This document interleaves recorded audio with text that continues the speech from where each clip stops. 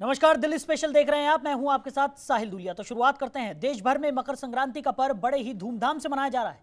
भारतीयों का प्रमुख पर्व मकर संक्रांति अलग अलग राज्यों, शहरों और गांव में वहां की परंपराओं के अनुसार मनाया जाता है। तो इसी दिन से अलग अलग राज्यों में गंगा नदी के किनारे माघ मेला या गंगा स्नान का आयोजन किया जाता है। कुंभ के पहले स्नान की शुरुआत भी इसी दिन से होती है। ये रिपोर्ट देखिए।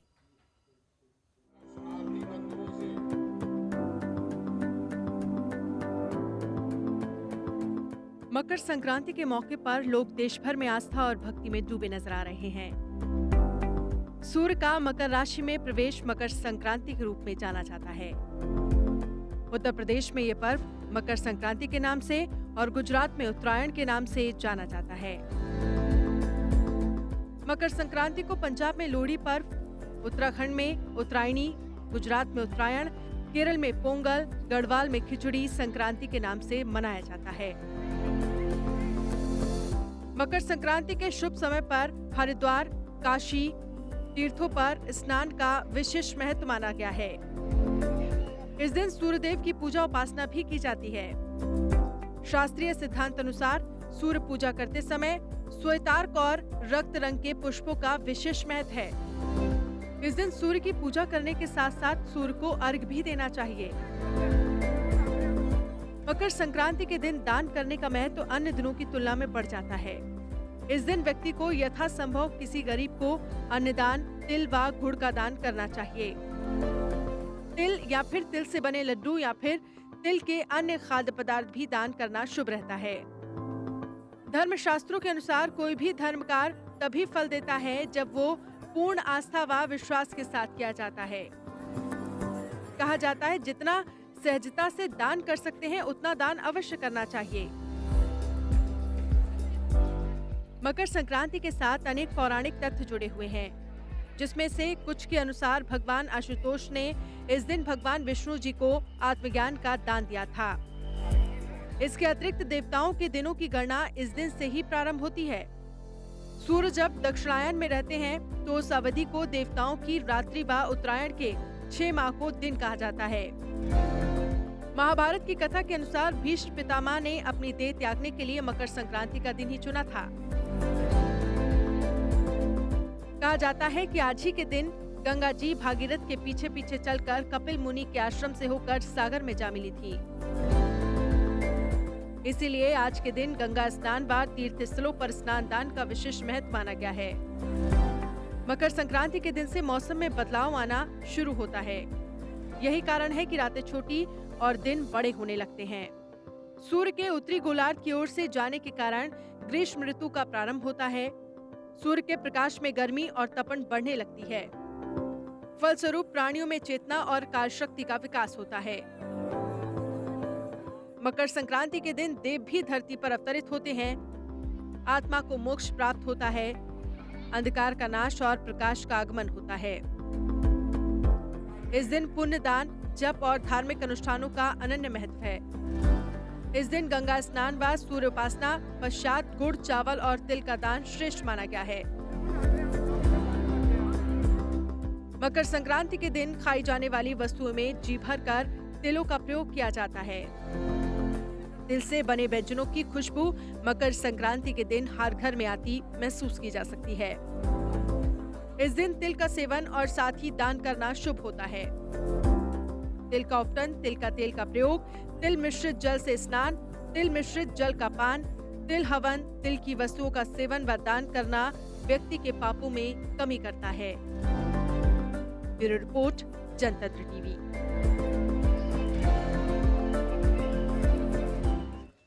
वहीं उत्तराखंड समाज के सभी लोगों ने किशनगढ़ मेहरौली में मिलकर मकर संक्रांति का पर्व मनाया। सुबह पूजा पाठ के साथ हवन किया गया और मंत्रोच्चारण के साथ पूजा की गई, जिसमें समाज समेत सभी ने भाग लिया और अपनी अपनी जिम्मेदारियों को निभाया। हवन के बाद खिचड़ी का प्रसाद बांटा गया और सभी ने मिलकर प्रसाद लिया। दरअसल मकर संक्रांति का कुछ विशेष महत्व है। यही एकमात्र त्योहार है जो देश के कई राज्यों में अलग अलग नाम और परंपराओं के साथ मनाया जाता है। मकर संक्रांति को तमिलनाडु में पोंगल, उत्तर प्रदेश और बिहार में खिचड़ी, गुजरात में उत्तरायण, पश्चिम बंगाल में गंगा सागर मेले के नाम से और उत्तराखंड में घुघुती के नाम से मनाया जाता है। मकर संक्रांति के दिन सूर्य मकर राशि में प्रवेश करते और गय यानी मकर संक्रांति के दिन भगवान सूर्य देव अपने पुत्र शनि से मिलने खुद उनके घर जाते हैं। क्योंकि शनिदेव मकर संक्रांति के स्वामी हैं, इसलिए इस दिन को मकर संक्रांति के नाम से जाना जाता है। वाले सब लोग हमारे भाई बहन यहाँ खड़े हैं। उत्तरायणी मकरैनी, जैसा कि सब जानते हैं कि उत्तराखंड का एक प्रसिद्ध हमारा त्यौहार है और आज से ही सारे शुभ कार्य शुरू होते हैं। आज सभी लोग मिलकर यहाँ पर उत्तरायणी और मकरैनी के लिए हम लोग इकट्ठे हुए हवन किया और राष्ट्रीय हित में ये काम हो रहा है। हमें बहुत अच्छा लग रहा है। सबकी भावना, द्वेष भावनाओं से आज हम मुक्त होकर नए कामों की शुरुआत करते हैं और उत्तर दिशा, सूर्य जब उत्तरायण होता है उत्तर दिशा से शुरू होकर यह कार्य पूरे समस्त उत्तर भारत से लेकर पूरे विश्व में हम चाहते हैं कि उत्तरायणी और मकरैनी प्रसिद्ध हो और हमारे जितने भी हमारे उत्तराखंड के लोग हैं यहाँ पर सब आए हुए हैं। साथ ही साथ हमारे सर्व समाज की जो भागीदारी है ये हमारे इस त्यौहार को राजकीय त्यौहार बनने में बहुत ही हमारा सहयोग देगी। हम चाहते हैं कि जल्दी जल्दी सरकार इसको राजकीय त्यौहार घोषित करे और हमें छुट्टी मिले और हम लोग सब लोग एकत्रित होकर इस महापर्व को हर्षोल्लास के साथ मनाएं। वहीं मकर संक्रांति के मौके पर दिल्ली के पांडव नगर इलाके में बीजेपी कार्यकर्ताओं ने बाइक रैली निकाली। इस रैली में बीजेपी के प्रदेश अध्यक्ष आदेश गुप्ता शामिल हुए। बाइक रैली के दौरान ट्रैफिक नियमों की खूब धज्जियां उड़ाई गई। बीजेपी कार्यकर्ताओं ने बुलेट बाइक से जमकर पटाखे फोड़े। आदेश गुप्ता से जब इस बाबत सवाल पूछा गया तो उन्होंने कुछ भी बोलने से इनकार कर दिया।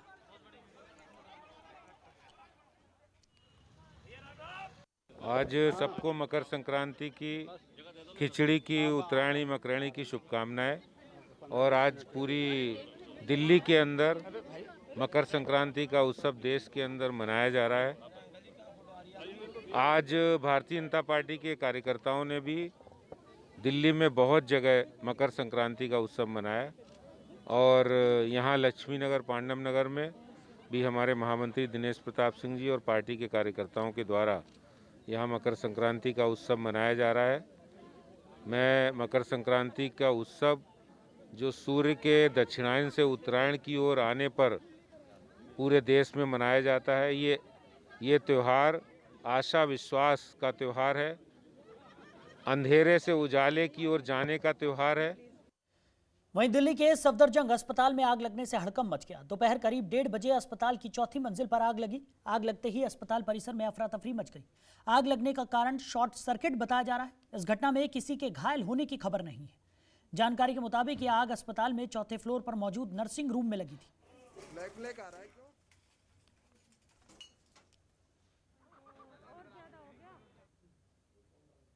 एक बज के 19 मिनट पर आग लगी थी। मैं हाजिरी लगाने के लिए आया था।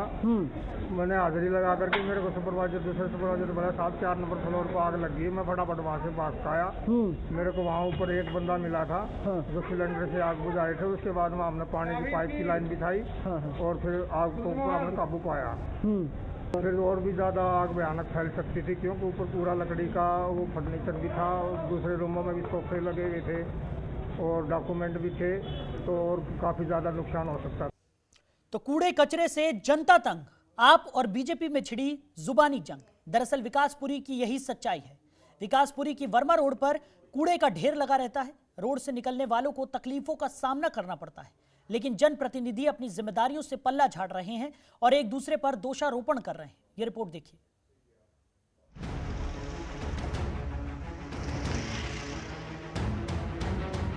ये देश की राजधानी दिल्ली का सूरते हाल है। ये तस्वीरें दिल्ली के विकासपुरी इलाके की हैं। विकासपुरी के वर्मा रोड का ये हाल बेहद शर्मनाक है। यहाँ गंदगी का आलम यह है कि आसपास रहने वाले लोग नरकीय जीवन जीने को मजबूर हैं। कूड़े के अंबार और उसकी बदबू से लोगों का जीना मुहाल हो गया है। 14 दिन 15 दिन वो बहुत बदबूदार हो जा रहे हैं और उससे स्थानीय लोगों को बहुत परेशानी हो रही है और बीमारी का कारण बन रही है। कोई समाधान नहीं निकल पा रहा है। वर्तमान विधायक के पास जाते हैं तो वो कहते हैं पार्षद जी का कार्य है। पार्षद जी के पास जाते हैं तो वो कहते हैं हमारे पास जगह नहीं है, विधायक जी से जगह दिलवाइए। ये काम दोनों स्थानीय निगम पार्षद और विधायक जी का है कि वो जगह कहाँ से लाएं और कहाँ से खोदें। जनता का काम नहीं है। जनतंत्र टीवी के कैमरे ने जब इस इलाके की इस कड़वी सच्चाई को अपने कैमरे में कैद किया तो हड़कंप मच गया।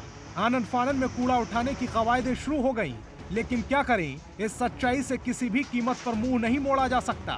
सड़क पर कचड़ा है या कचड़े में सड़क, इसका फर्क करना मुश्किल ही नहीं, नामुमकिन हो गया है। इस सड़क से रोजाना 20 से 25 हजार लोग गुजरते हैं। आवारा पशुओं की वजह से आने जाने वाले लोगों की परेशानियों का सामना करना पड़ता है, लेकिन क्या करें, सुनने वाला कोई नहीं है। जनता के चुने हुए प्रतिनिधि जनता के सरोकार से कोसों दूर जो चले गए हैं। अब गंदगी की समस्या को लेकर हमने बीजेपी पार्षद से सवाल पूछा तो उन्होंने साफ तौर पर इसके लिए आम आदमी पार्टी के विधायक महेंद्र यादव को जिम्मेदार ठहरा दिया और सारा दोष उन्हीं के मत्थे मढ़ दिया। निगम के जो सुविधा है, रिक्शा वहाँ से लाके और उस कचरे को कोई घर के कूड़ा के लिए हमने गाड़ी लगा दिया। वहाँ पे नाली का हर रोज सील्ड निकलता, उस सील्ड को उठा के वहाँ पे हफ्ता में इकट्ठा करते, फिर वहाँ से हम उस गाड़ी से रिमूव करते हैं। ये चीज़, इसके लिए कोई परमानेंट जुगाड़ नहीं हो सकता, कोई खत्ता घर नहीं बन सकता क्या? इनकी नियत नहीं है कि हाँ हम यहाँ पे कोई ऐसा काम कर दे। हम तो कहते हैं, आपके माध्यम से, मैं चैनल के माध्यम से कहना चाहता हूँ कि विधायक जी आप हमें जगह बता दीजिए कि वहाँ पे बनाना है, निगम वहाँ पे फंड लगा के बना, लेकिन जगह अलाउट करना तो विधायक का काम है ना।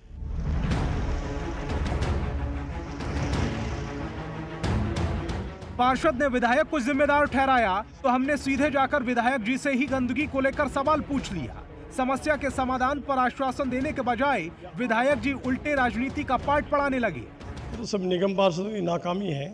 जो भी निगम पार्षद है, चाहे उसमें बीजेपी का निगम पार्षद हो या कांग्रेस का निगम पार्षद हो या आम आदमी का भी निगम पार्षद हो, जहाँ भी कूड़े के ढेर है, जैसे वर्मा रोड है, हमारे यहाँ पे एक वर्मा रोड है, इतना साफ़ सुथरा रोड हुआ करता था, बहुत सुंदर रोड होता था। आज उसके ऊपर कचरे के ढेर लगे हुए हैं। निगम पार्षद वार्ड 23 का जो भी निगम पार्षद है उसकी जिम्मेवारी बनती है। नाले पे कई जगह कचरा डलता है, वो जो इसके भी एरिया में लगता है वो सब उनकी जिम्मेवारी लगती है। जो भी कचरा उठाना, नालियाँ साफ़ करना, कूड़ा उठाना, मलबा साफ़ करना, ये सब निगम पार्षद का काम है। विधायक जी ने पार्षदों को जिम्मेदार ठहराया तो पार्षदों का ताप चढ़ गया और सियासी बवाल बढ़ गया। हमारे जो विकासपुरी विधानसभा के विधायक हैं महेंद्र यादव जी, उनका केवल एक ही काम है कि सिर्फ निगम पार्षदों को दोषी ठहराना। अगर उनको ABCD नहीं आती तो उनसे पूछना वो कितने एजुकेटेड हैं। खुद 9th फेल हैं और जो MA करे हुए निगम पार्षद हैं उनको अनएजुकेटेड कहते हैं या ABCD नहीं आती वो बताते हैं। ये इस तरह की धारणा उनको नहीं रखनी चाहिए। वो विधायक है, विधायक इस तरह की बात करनी चाहिए और उनको ऐसी छोटी बातें नहीं करनी चाहिए। देखो, वो इस एरिया के विधायक हैं और उनको उनके एरिया में 6 वार्ड पड़ते हैं, तो कहीं ना कहीं जैसे हमारे वार्ड में, मेरे वार्ड में तो कूड़ा घर है, लेकिन इतना बड़ा वार्ड होने 75,000 की आबादी के एक कूड़ा घर, उससे बात नहीं बनती है। और 4 वार्ड तो ऐसे हैं जिनमें कूड़ा घर है ही नहीं, तो उनका कूड़ा कहाँ आएगा? वो कूड़ा तो हमारे वार्ड में आएगा ना, क्योंकि जो लोग वहाँ रहते हैं वो जहाँ भी ओपन साइड दिखती है या जहाँ से उठ जाता है वो लोग वहाँ डाल देते हैं। जाहिर है कि जनता का वोट लेकर जनता की नुमाइंदगी का ठेका लेने वाले जनप्रतिनिधि अपनी जिम्मेदारियों से भाग रहे हैं। अब सवाल यही है कि जनता किससे अपना दुखड़ा रोए और किससे हालात सुधरने की उम्मीद लगाए। नेता जब बयानों के बाजीगर बन जाएं, तो जनता का हाल बेहाल होना लाजमी है। और यही विकास नगर के वर्मा रोड के कूड़ा घर बन जाने की असली कहानी है। विकासपुरी से मोहम्मद अजीज सैफी की रिपोर्ट। खबरों के निष्पक्ष विश्लेषण के लिए सब्सक्राइब करें Jantantra TV and press the bell icon. Never miss any update.